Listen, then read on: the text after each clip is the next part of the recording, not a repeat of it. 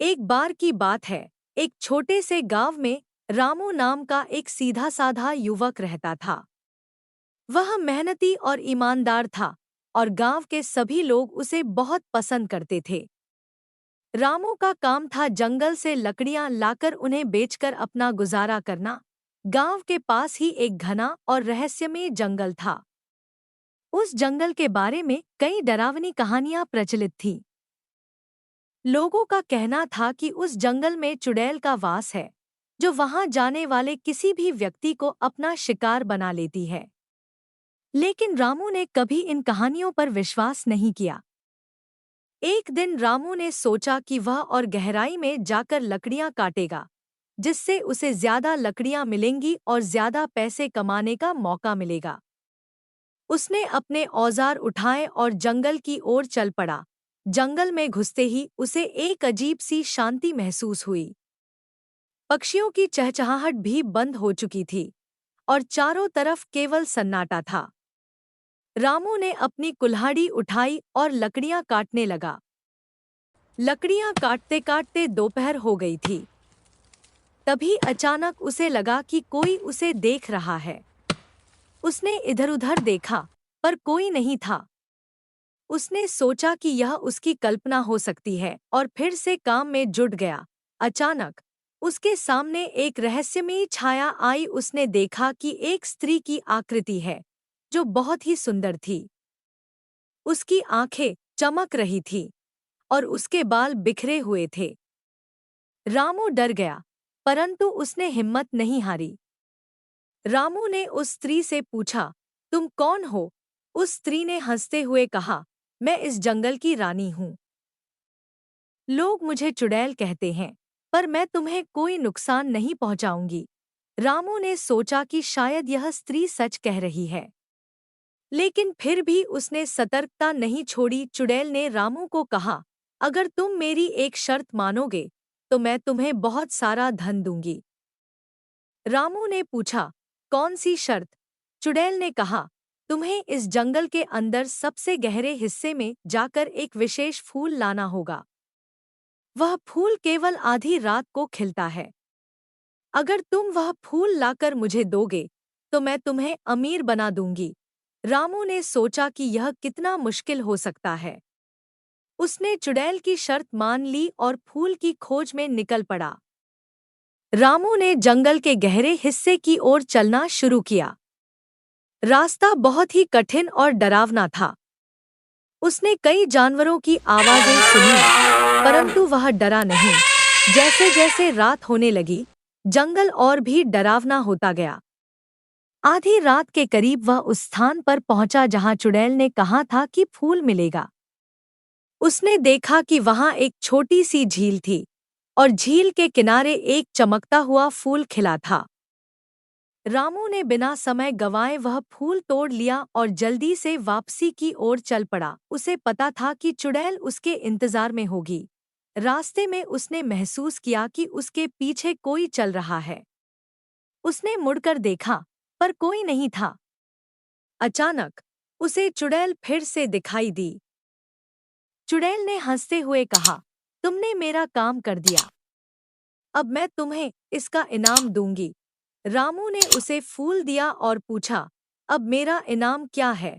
चुड़ैल ने हंसते हुए कहा, तुम्हारा इनाम यह है कि तुम अब कभी इस जंगल से बाहर नहीं जा सकोगे। तुमने मेरे लिए यह फूल लाकर मेरी शक्ति को और भी बढ़ा दिया है। अब तुम भी इस जंगल का हिस्सा बन जाओगे। रामू को समझ में आ गया कि वह चुड़ैल के जाल में फंस चुका है। उसने भागने की कोशिश की, परंतु चुड़ैल ने उसे अपनी शक्ति से रोक लिया। रामू ने अपनी पूरी ताकत लगाकर चुड़ैल से लड़ने की कोशिश की। उसने अपनी कुल्हाड़ी उठाई और चुड़ैल पर वार किया, लेकिन चुड़ैल बहुत शक्तिशाली थी। उसने रामू को जकड़ लिया और कहा, तुम मुझसे नहीं बच सकते। अब तुम हमेशा के लिए इस जंगल का हिस्सा बन जाओगे। रामू ने आखिरी कोशिश की और अपनी कुल्हाड़ी से चुड़ैल के हाथ पर वार किया। चुड़ैल की पकड़ ढीली पड़ी और रामू ने मौका पाकर भागने की कोशिश की। रामू ने अपनी सारी ताकत लगाकर भागना शुरू किया, उसने पीछे मुड़कर देखा तो चुड़ैल गायब हो चुकी थी। वह जल्दी से जंगल के बाहर की ओर भागा और आखिरकार अपने गांव पहुंच गया। गांव के लोग रामू को देखकर बहुत खुश हुए और उसकी हिम्मत की तारीफ की। रामू ने अपनी कहानी सभी को सुनाई और लोगों को बताया कि कैसे उसने चुड़ैल से लड़कर अपनी जान बचाई। रामू ने उस दिन के बाद कभी भी उस जंगल की ओर रुख नहीं किया। उसने अपनी जिंदगी की इस घटना से एक सबक सीखा कि कभी भी लालच में आकर किसी अजनबी की बातों पर विश्वास नहीं करना चाहिए। उसके बाद रामू ने अपनी साधारण जिंदगी को खुशी खुशी जिया और गांव के लोगों के बीच एक नायक बनकर रहा। इस कहानी से हमें यह सीख मिलती है कि लालच और धोखे से बचना चाहिए। अगर हम सच्चाई और ईमानदारी के रास्ते पर चलते हैं तो किसी भी कठिनाई का सामना कर सकते हैं।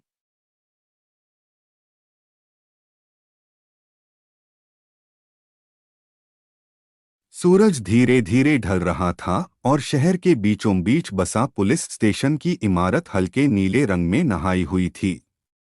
इंस्पेक्टर अर्जुन यादव अपनी ड्यूटी पर तैनात था। वह शहर के सबसे ईमानदार और कर्तव्यनिष्ठ पुलिस वाले के रूप में जाना जाता था। अर्जुन का जीवन सादगी और ईमानदारी से भरा हुआ था। उसकी पत्नी सीमा और बेटा आदित्य उसकी दुनिया थे। आदित्य अभी 10 साल का था और अपने पिता की तरह एक ईमानदार और बहादुर पुलिसवाला बनना चाहता था। एक शाम अर्जुन को एक अज्ञात फोन कॉल आया। कॉलर ने बताया कि शहर के सबसे बड़े उद्योगपति विक्रम सिंह का अपहरण कर लिया गया है। विक्रम सिंह शहर की अर्थव्यवस्था के महत्वपूर्ण स्तंभ थे और उनके गायब होने से पूरे शहर में हड़कंप मच गया। अर्जुन ने तुरंत इस मामले को गंभीरता से लिया और अपने साथी पुलिसवालों को जानकारी दी। अर्जुन और उसकी टीम ने विक्रम सिंह की आखिरी गतिविधियों की जांच शुरू की। उन्होंने पाया कि विक्रम सिंह को आखिरी बार उनके ऑफिस से घर जाते हुए देखा गया था।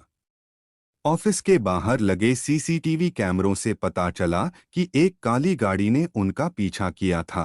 अर्जुन ने सीसीटीवी फुटेज को और गहराई से जांचा। फुटेज में दिखी गाड़ी की नंबर प्लेट की पहचान कर ली गई और उस गाड़ी का मालिक शंकर नाम का एक व्यक्ति निकला, जो कि पहले भी आपराधिक गतिविधियों में शामिल रहा था। अर्जुन ने तुरंत शंकर को गिरफ्तार कर लिया। शंकर ने शुरू में तो कुछ नहीं बताया, लेकिन जब अर्जुन ने उसके सामने सारे सबूत रखे तो वह टूट गया। शंकर ने बताया कि उसे किसी अनजान व्यक्ति ने विक्रम सिंह का अपहरण करने के लिए पैसे दिए थे, लेकिन उसे यह नहीं पता था कि विक्रम सिंह को कहां ले जाया गया है। अर्जुन अब इस अनजान व्यक्ति का पता लगाने में जुट गया। उसने अपने सूत्रों को एक्टिव किया और कुछ ही दिनों में उसे एक गुप्त सूचना मिली कि विक्रम सिंह को शहर के बाहरी इलाके में एक पुरानी फैक्ट्री में रखा गया है। अर्जुन ने अपनी टीम के साथ तुरंत उस पुरानी फैक्ट्री की ओर रुख किया। फैक्ट्री में दाखिल होते ही उन्होंने चारों ओर का मुआयना किया और पाया कि वहां कोई मौजूद नहीं था। लेकिन कुछ अजीब चीजें मिलीं, जैसे कि विक्रम सिंह का एक हाथ का कड़ा और कुछ खून के धब्बे। जांच के दौरान अर्जुन को एक और महत्वपूर्ण सुराग मिला। फैक्ट्री के पास ही एक चाय की दुकान थी। अर्जुन ने दुकान के मालिक से बात की, जिसने बताया कि कुछ दिन पहले एक काली गाड़ी वहां रुकी थी और उसमें से 4 लोग उतरे थे। उनमें से एक व्यक्ति घायल था और उसे बांधकर लाया गया था। अब अर्जुन के पास 2 विकल्प थे, या तो वह विक्रम सिंह की तलाश में फैक्ट्री के आसपास के जंगलों की तलाशी ले या फिर शहर में किसी से पूछताछ करे जिसने शंकर को पैसे दिए थे। अर्जुन ने पहले जंगल की तलाशी का फैसला किया। अर्जुन और उसकी टीम ने जंगल में गहन तलाशी शुरू की। कुछ घंटों बाद उन्हें एक गुप्त सुरंग का पता चला जो कि फैक्ट्री से जुड़ी हुई थी।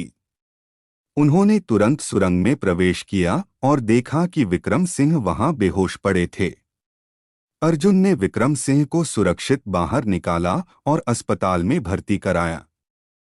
जांच जारी रखने पर अर्जुन को पता चला कि विक्रम सिंह के अपहरण के पीछे उनका ही एक करीबी मित्र और बिजनेस पार्टनर राकेश था। राकेश ने व्यापारिक प्रतिस्पर्धा और व्यक्तिगत दुश्मनी के चलते विक्रम सिंह का अपहरण कराया था। अर्जुन ने राकेश को गिरफ्तार किया और सच्चाई सबके सामने लाई। विक्रम सिंह ने अर्जुन का धन्यवाद किया और उनकी ईमानदारी और बहादुरी की सराहना की। इस घटना ने अर्जुन को और भी मजबूत बना दिया। उन्होंने एक बार फिर साबित कर दिया कि ईमानदारी और सत्य की राह पर चलते हुए कोई भी चुनौती बड़ी नहीं होती। उनका बेटा आदित्य अब अपने पिता पर और भी गर्व करता था और उनके जैसा बनना चाहता था। यह कहानी दर्शाती है कि कैसे एक ईमानदार पुलिसवाले की दृढ़ता और कर्तव्यनिष्ठा ने न्याय की जीत सुनिश्चित की।